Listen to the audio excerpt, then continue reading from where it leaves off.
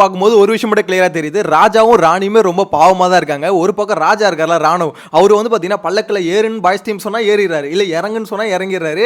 அவரு ஆக்சுவலா ராஜான்றத மறந்துட்டு இவங்கலாம் தான் ராஜா மாரி இருக்காங்க. அவர் வந்து பார்த்தீங்கன்னா கிட்டத்தட்ட அடிமை மாரி தான் ட்ரீட் பண்ணிட்டு இருக்கானுங்க. அந்த மாரி தான் பார்த்தீங்கன்னா ராணாவோட நடவடிக்கையும் இருக்குது. ஆக்சுவலா ஒரு ராஜானா ஒரு கெத்து இருக்குல்ல. நான் ஏறணும்போது ஏறிப்பேன். நீங்க எது வந்து உள்ள வைங்க அப்படின்ற மாரி ஏதாவது சொல்லணும்ல. அதெல்லாம் இல்ல. ஏறுனா ஏறி உட்காந்துக்கிறது. எங்க ஏற சொன்னாலும் ஏறிறது. அதே மாரி நேத்து நைட் பார்த்தீங்கன்னா பவித்ரா இது வந்து பொருள குடு அப்படின்னா குடுத்துறாரு. ராணுவுக்கு எனக்கு புரியல. என்ன ராணுவ நீங்க யோசிக்கிறீங்களா இல்லையா? ஏன்னா பாய்ஸ் டீம் பார்த்தீங்கன்னா கஷ்டப்பட்டு ஒரு பொருளை திருடி எடுத்துட்டு வந்து வச்சிருக்காங்க. அதை வந்து பார்த்தீங்கன்னா ஈஸியாக குடுன்னு கொடுத்துட்டாரு. கேர்ள்ஸ் டீம் மொத்த பேரும் பார்த்தீங்கன்னா சிரிச்சிட்டு இருக்காங்க. பவித்ரா எல்லாமே சிரிச்சிக்கிறாங்க. எனக்கு என்ன புரியல, பவித்ரா கேட்டதால ராணுவ அதை கொடுத்தாரா இல்லை உண்மையிலே யார் கேட்டிருந்தாலும் கொடுத்துருவாரா? ஈஸியாக ராணுவ ஏமாத்திடலாமா அப்படின்ற மாதிரி தான் கேட்க தோணுது. ஏன்னா எடுத்து போட்டு பார்த்தீங்கன்னா பயங்கரமாக எல்லாம் கலாச்சி தள்ளிட்டு இருக்காங்க ராணுவ. எனிவேஸ் இதுக்கப்புறம் பார்த்தீங்கன்னா ஃபர்ஸ்ட் ப்ரோமோல சாச்சனா காமிக்கிறாங்க.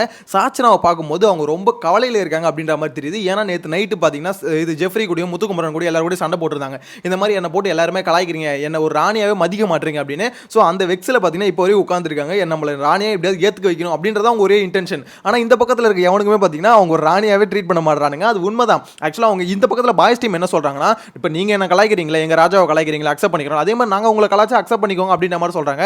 ஆனால் இந்த சைடில் இருக்கிறது யார்? ராணி சாச்சனா. சாச்சனா அதெல்லாம் ஏற்றுக்குப்பாங்களா? சாச்சனா சொல்கிறதா அங்கே சட்டம் அப்படின்ற மாதிரி தான் கிட்டத்தட்ட உட்காந்துட்டு இருக்காங்க. அவங்களை யாருமே கலாய்க்கக்கூடாதுன்னு சொல்லியிருக்காங்க. ஸோ இன்னைக்கு அவங்களை கலாய்க்கிறாங்களா இல்லையா அப்படின்றத வெயிட் பண்ணி தான் பார்க்கணும். ஆனால் ஒரு முக்கியமான மேட்டர் ஒன்று இருக்குங்க. நேற்று எபிசோட பார்த்ததுக்கு அப்புறமா எல்லாருமே தெலுங்கு பிக் பாஸ் இருக்குல்ல, அதை எடுத்து போட்டு பிக் பாஸ் வந்தா இப்படி தானே ட்ரீட் பண்ணணும். ஆக்சுவலாக அங்கே பாருங்க எப்படி பயங்கரமா பண்றாரு நாகார்ஜுனா.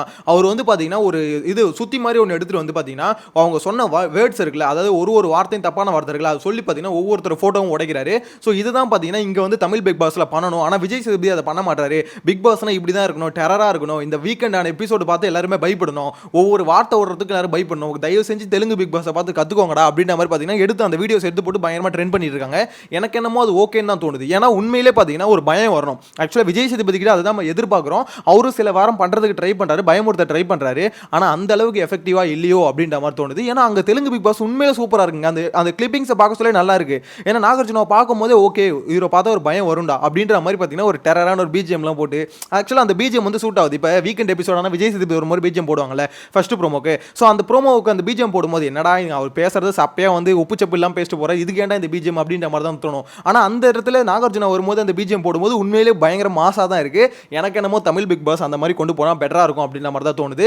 எனிவேஸ் ஆனால் இன்னைக்கான ஃபர்ஸ்ட் ப்ரோமோ பார்க்கும்போது ஒரு விஷயம் மட்டும் கிளியராக தோணிச்சு. என்னன்னா நேற்று எபிசோட் எப்படி போச்சோ அதே மாதிரி தான் இன்னைக்கும் போகுது அப்படின்ற மாதிரி தெரிஞ்சு போச்சு. ஏன்னா இது 3 நாள் இருக்குன்றானுங்க. ஸோ இன்னைக்கும் சரி நாளைக்கும் சரி இந்த இலவை தான் பார்த்து தொலைக்கணும் அப்படின்ற மாதிரி தோணுது. உங்களோட கருத்தை மறக்காம கமெண்ட்ல மென்ஷன் பண்ணுங்க. நெக்ஸ்ட் வீடியோல மீட் பண்ணலாம். Bye by.